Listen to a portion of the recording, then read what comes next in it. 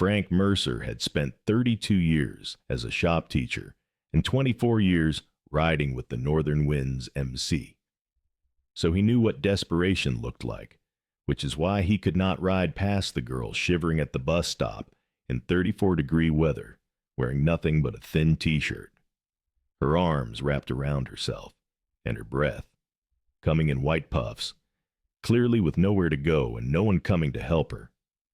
What happened after he gave her his $300 riding jacket without asking for anything in return, after he brought her to a shelter for foster care alumni, after she moved into his empty guest room and slowly learned to trust him, proved that sometimes the most important thing you can do for someone is see them when they feel invisible. And that family is not about blood or paperwork, but about showing up again and again until they finally believe you are not going away. The first snow of the season was falling when Frank Mercer pulled his motorcycle into the gas station on Route 9. He was 58 years old, a retired shop teacher who had spent 32 years showing teenagers how to build things with their hands. He had been riding motorcycles since he was 16, had been a member of the Northern Winds MC for 24 of those years, and had thought he had seen just about everything the road could show him. He was wrong. She was standing at the bus stop across the street, a girl who could not have been more than 18 or 19, wearing nothing but a thin t-shirt and jeans that were more holes than fabric. No jacket, no hat, no gloves, just a small backpack at her feet and her arms wrapped around herself, shivering so hard he could see it from 50 feet away. The temperature was 34 degrees and dropping. Snow was starting to stick to the ground. The bus schedule posted on the shelter said the next bus was not for another 40 minutes. Frank filled his tank, watching her the whole time. She did not move, did not seek shelter, just stood there shaking, her breath coming out in white puffs that disappeared into the gray November air. He could get on his bike and ride away. It was none of his business. She was probably fine. Probably had somewhere to go. Someone waiting for her. A plan that made sense, even if it looked desperate from the outside. But 32 years of teaching teenagers had given Frank a sixth sense for kids in trouble. And every instinct he had was screaming that this girl was not fine, not even close. He walked across the street. She saw him coming and tensed up, the way a stray animal tenses when a stranger approaches. Her eyes were brown and wary, old in a way that did not match her young face. She took a step back, putting distance between them, her hands curling into fists at her sides. Frank stopped about 10 feet away, keeping space between them, making himself as non-threatening as a 6'2" biker in a leather vest could be. He asked if she was okay. She said she was fine. The word came out through chattering teeth, undermined by the violent shivering that shook her whole body. Frank nodded. He said he could see that she was fine, but he was wondering if she might want to borrow his jacket anyway. He was running hot from the ride, and it seemed like a waste to let a good jacket sit empty when someone could use it. She stared at him like he was speaking a foreign language. He unzipped his riding jacket, a heavy insulated thing that had cost him $300 and had kept him warm through countless winter rides. He held it out to her, not stepping closer, just offering it across the distance between them. She did not take it. Frank waited. He was good at waiting. 32 years of teaching had taught him that patience was the most important tool in the box. After what felt like a very long time, she reached out and took the jacket. Her hands were shaking so badly she could barely hold it. She put it on, drowning in it, the sleeves hanging past her fingers and the hem reaching almost to her knees. But she stopped shivering quite so hard. Frank asked if she was waiting for the bus. She nodded. He asked where she was headed. She hesitated. Then she said she was not sure yet. Her name was Ivy. Frank learned that over the next hour, standing at the bus stop in the falling snow, talking to a girl who had every reason not to trust him, but seemed too tired and too cold to keep her guard up. She was 18 years old, had aged out of the foster care system 6 months ago, had been staying with a friend, then a boyfriend, then a shelter, then a different friend. Each situation had fallen apart for one reason or another, and now she was standing at a bus stop with everything she owned in a backpack, trying to figure out where to go next. She had been in the system since she was 4, 14 years of foster homes, some good, most not, a few that left scars she did not talk about. She had never been adopted, had aged out with nothing but the clothes on her back and a check for $500 that had run out 2 months ago. No family, no safety net, no plan. Frank listened to all of this, asking questions when they seemed welcome, staying quiet when they did not. He had heard versions of this story before, from students over the years who came to school hungry and left to homes that were worse than empty. The foster care system was supposed to help kids like Ivy, but too often it just held them until they were old enough to be somebody else's problem. He asked what she was good at. She looked at him like no one had ever asked her that question. After a long pause, she said she was good at surviving, good at making do, good at figuring things out when everything fell apart. Frank said those were useful skills, but he asked if there was anything else, anything she liked doing, anything that made her feel like herself. Ivy thought about it.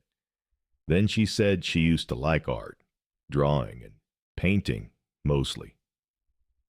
One of her foster families had let her take art classes, and she had been good at it.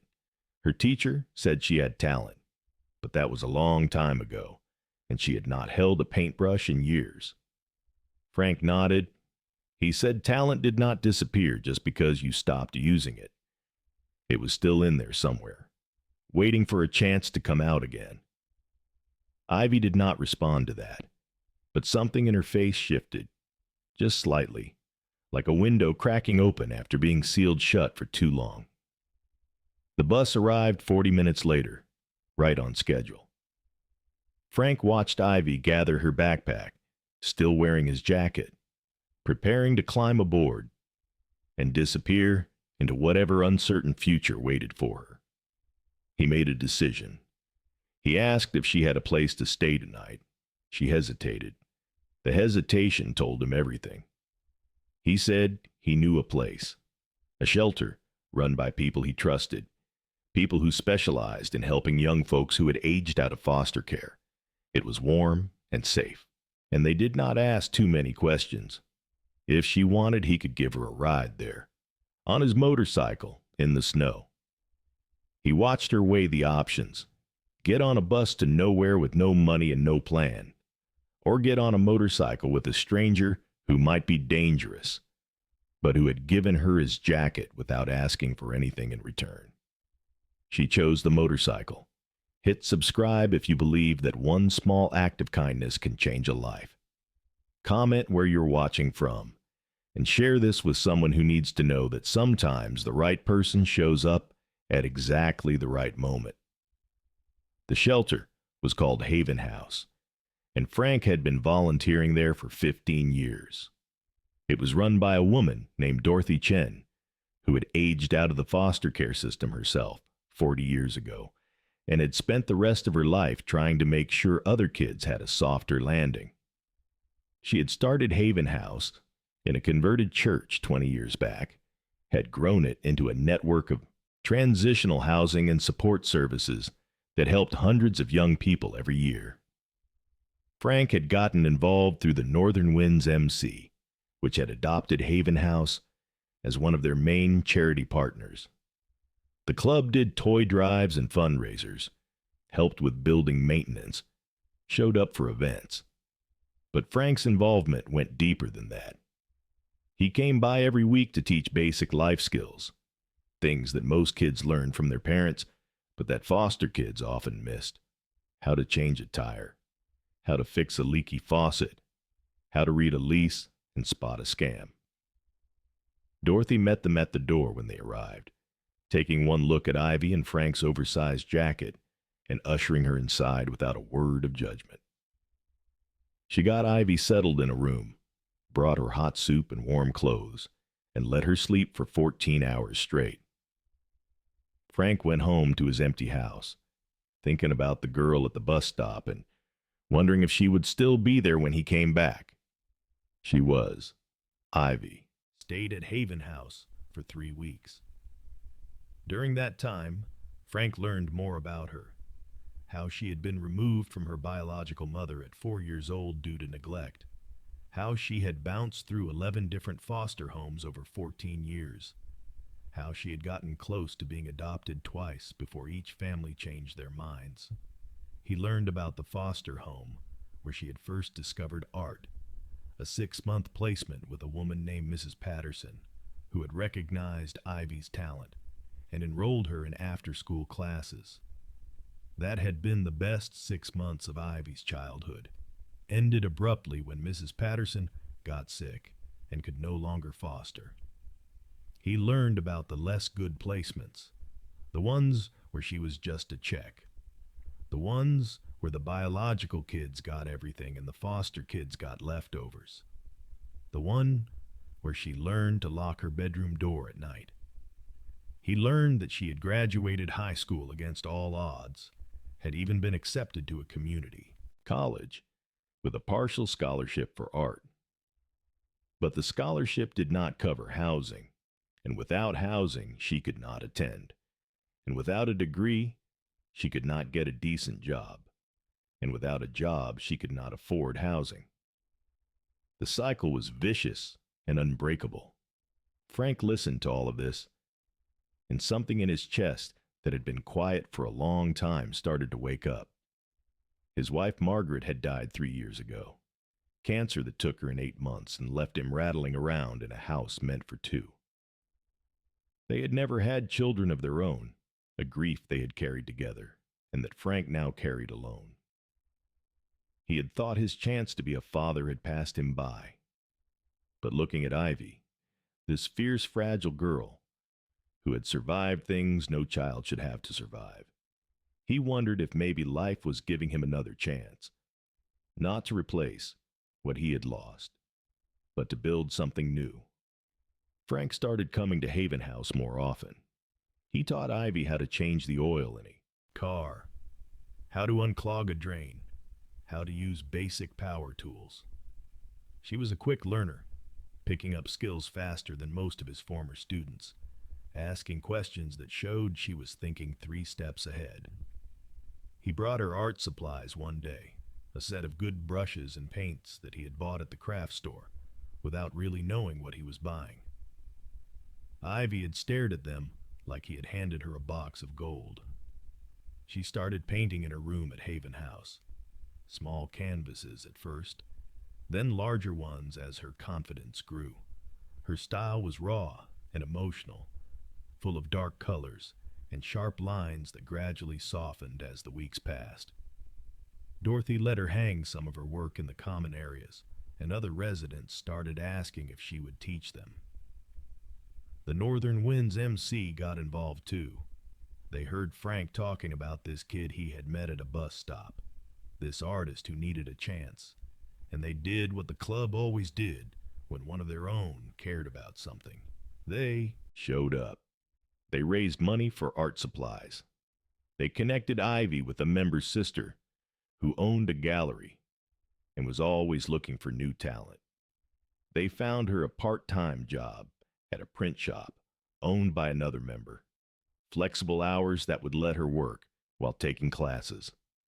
And when Frank realized that Ivy's 3 weeks at Haven House were almost up and she still had nowhere to go, the club helped with that too. If you're enjoying this story, hit that hype button right now. It's free, takes a second, and helps this video reach more people who need to see it. Now back to the story. Frank had a guest room in his house that had been empty since Margaret died. It was not a big room, just a bed and a dresser and a window that looked out over the backyard where Margaret used to keep her garden. But it was warm and safe and private, and it had a door that locked from the inside. He asked Ivy if she wanted to stay there, just until she got on her feet, just until she saved enough for her own place. No pressure, no obligations, no strings attached. Ivy said no. She said she had learned not to trust offers that seemed too good to be true. She said people always wanted something, and the ones who said they did not want anything were usually the most dangerous. She said she appreciated everything he had done, but she was not going to owe anybody anything. Frank said he understood.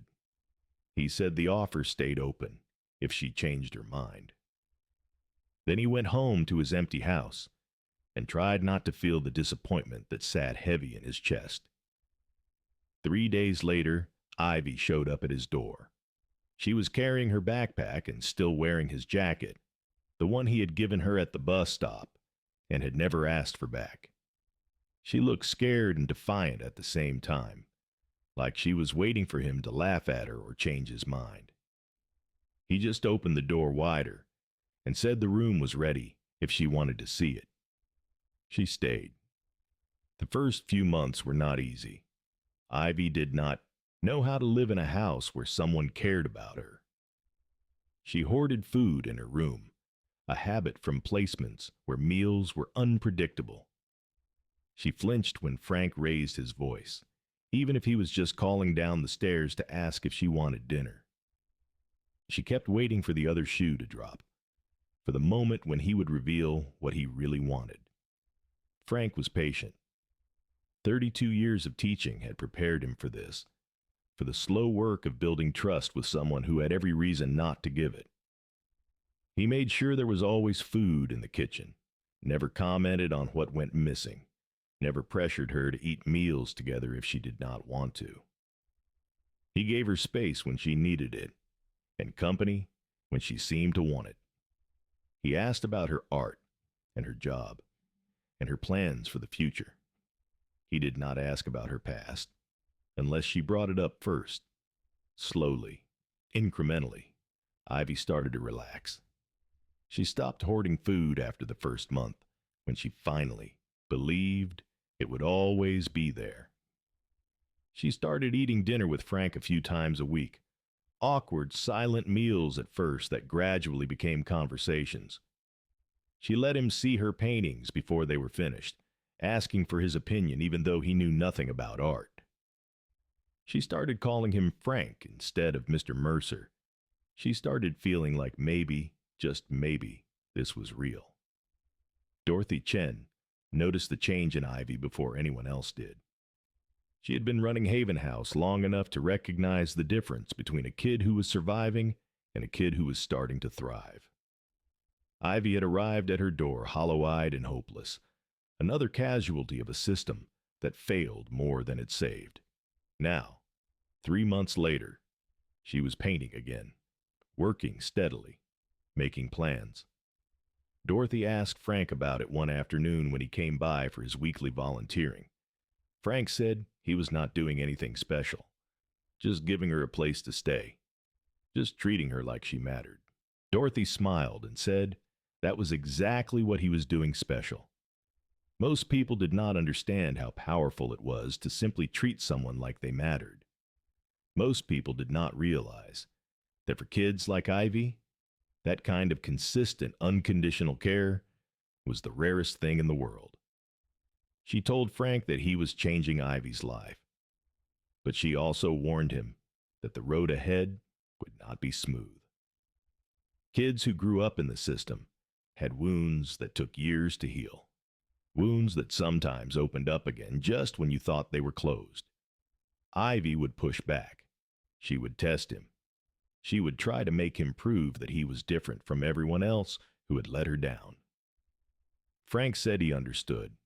Dorothy said she hoped he did, because once you took on a kid like Ivy, you could not give up when things got hard. You had to be in it for the long haul, no matter what. Frank said he was. He meant it. The testing Dorothy had predicted came 6 months into Ivy staying with Frank. started small. Ivy coming home late without calling. Ivy snapping at him over minor things. Ivy pulling away from the dinners they had started sharing, retreating back to her room with the door closed. Frank gave her space, assumed she was just having a rough week, waited for it to pass. It did not pass. It got worse. Ivy started skipping her shifts at the print shop, started missing her meetings with the gallery owner who was helping her develop a portfolio, started painting furiously in the middle of the night, and then slashing the canvases with a knife before they dried. Frank found her in the backyard one night, sitting in the cold, without a jacket, staring at nothing. He sat down beside her without saying anything. After a long time, she told him what was wrong. Her birthday was next week. She was turning 19, and for some reason that milestone had cracked something open inside her. Some well of grief and rage that she had been keeping sealed since she was 4 years old. She was 19. She had been in the system for 14 years. 11 foster homes. 0 forever families. Nobody had ever wanted her enough to keep her. Nobody had ever loved her enough to stay. And now, here she was, living in some stranger's guest room, pretending she had found something real, when deep down, she knew it was only a matter of time before he got tired of her too. Everyone did. Everyone always did. Frank sat with that for a moment. Then he said something that Ivy would remember for the rest of her life. He said he could not undo the past, could not change what happened to her, could not make up for 14 years of people failing her, but he could make her a promise about the future. He said he was not going anywhere, not next week, not next year, not ever. He said she could push him away as hard as she wanted, could test him as many times as she needed to, and he would still be here when she was done. He said she was not a guest in his house. She was family, and family did not give up on each other, no matter how hard things got. Ivy started crying, the kind of crying that came from somewhere deep, the kind that had been building for 14 years, and was finally finding its way out. Frank put his arm around her and let her cry. If Bike Diaries has become part of your week, consider joining the channel membership. Just a couple bucks a month keeps these stories coming. Links below. And hit that hype button if you haven't already. Now back to the story. Things got better after that night. Not perfect. Not fixed. But better. The testing stopped, or at least slowed down, replaced by something more like genuine connection. Ivy started calling Frank by a new name, one that she tested out carefully at first, watching his face to see how he would react. She called him Dad. The first time she said it, Frank had to leave the room so she would not see him cry. Ivy re-enrolled in community college for the spring semester, using the savings from her job at the print shop and a scholarship that Dorothy helped her apply for.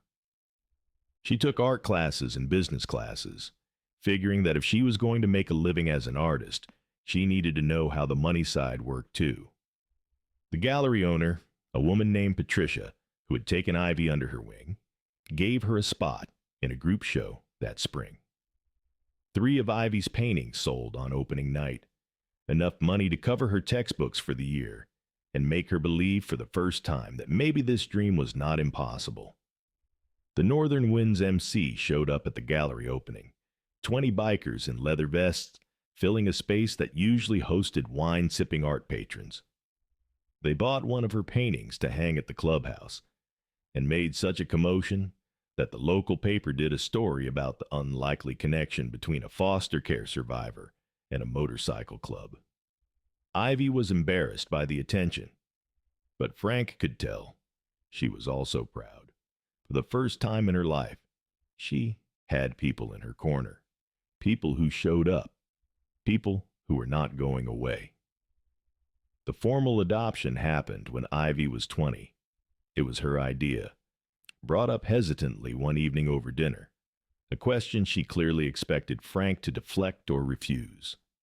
She said she knew she was too old, knew it was probably stupid, knew it did not really change anything legally since she was already an adult, but she wanted it anyway. She wanted the piece of paper that said she belonged to someone. She wanted to change her last name. She wanted to make official what had been true in her heart for over a year. She wanted to be Ivy Mercer. Frank said yes before she finished asking. The paperwork was surprisingly simple since Ivy was over 18. No home studies, no waiting periods, no strangers deciding whether they were a good fit. Just forms to fill out and a court date to attend. A judge who smiled when she heard their story and made it official with a stamp of her gavel. The northern winds threw a party at the clubhouse that night. Dorothy Chen came, and Patricia from the gallery, and the crew from the print shop. Someone had made a banner that said, "Welcome to the family, Ivy Mercer," and hung it across the bar. Ivy stood in the middle of it all, surrounded by people who had chosen her, and wondered if this was what belonging felt like. Frank watched her from across the room. This girl he had found shivering at a bus stop a year and a half ago, and felt something he had not felt since Margaret died.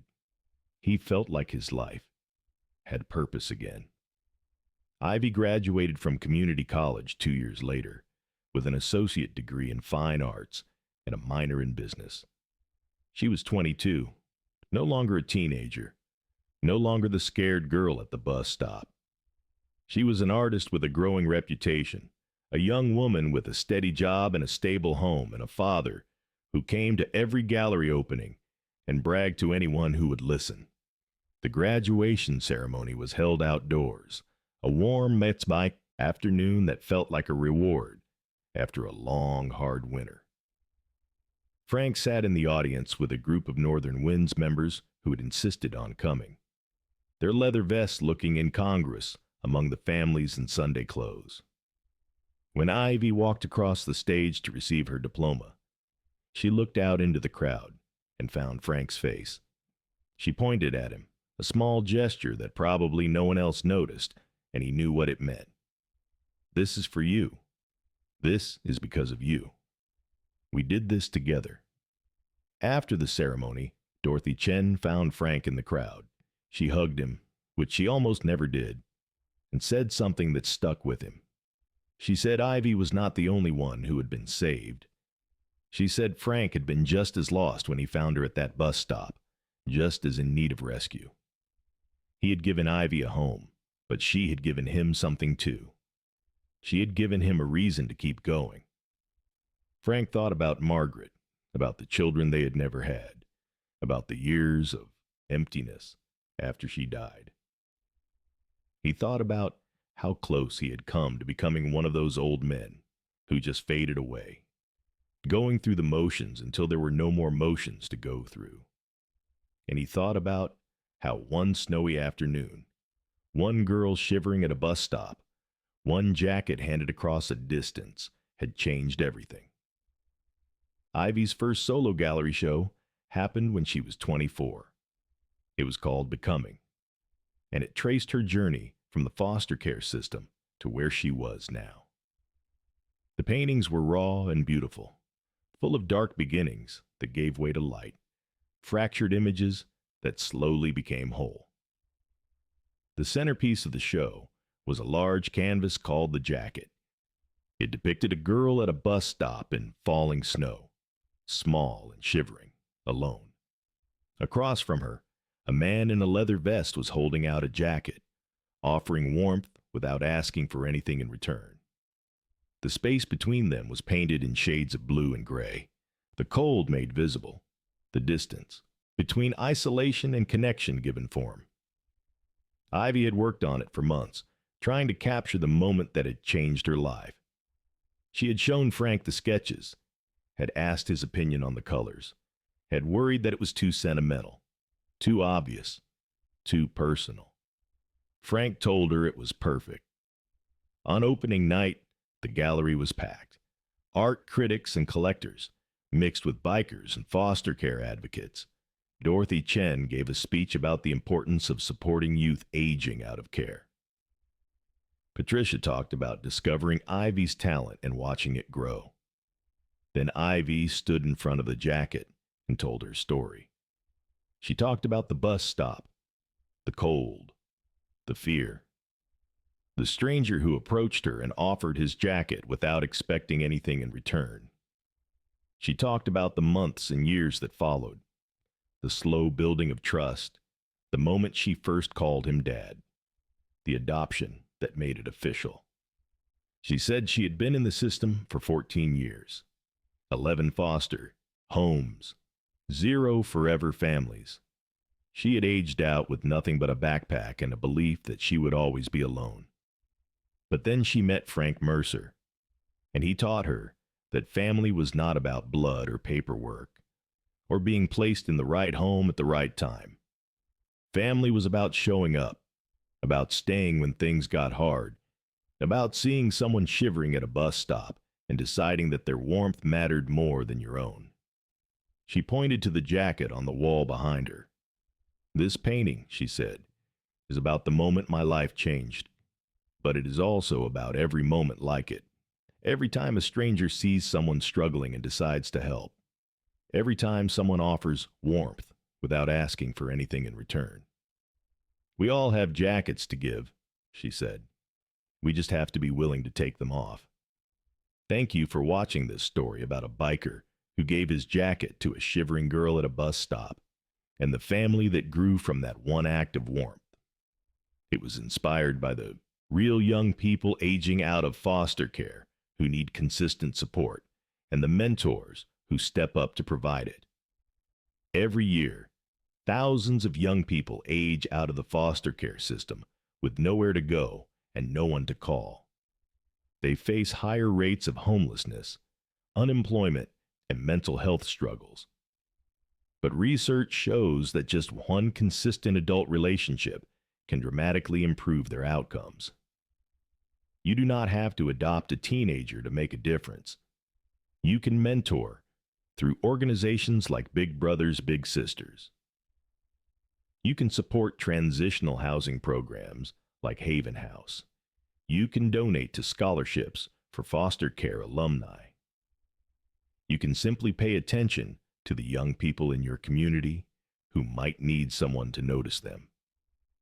Foster Care Alumni of America, the National Foster Youth Institute, and Together We Rise are all working to support young people aging out of care. Local transitional housing programs in your area are always looking for volunteers and donors.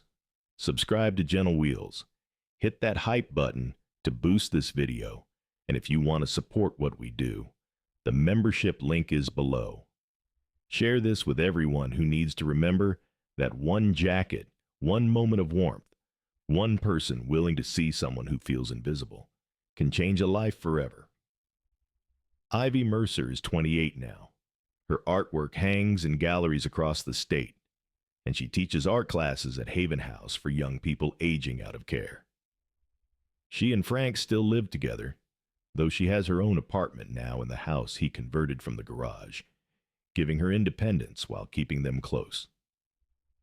Frank is 68, retired from teaching, but busier than ever. He runs the Expanded Life Skills program at Haven House, coordinates the Northern Winds MC charity work, and spends every Tuesday evening teaching foster youth how to use tools and build things with their hands. The jacket Ivy wore that first night, the one Frank gave her at the bus stop, hangs in a frame in their living room. It is worn and faded now, the leather cracked in places, the lining patched where it tore. But Ivy refuses to throw it away.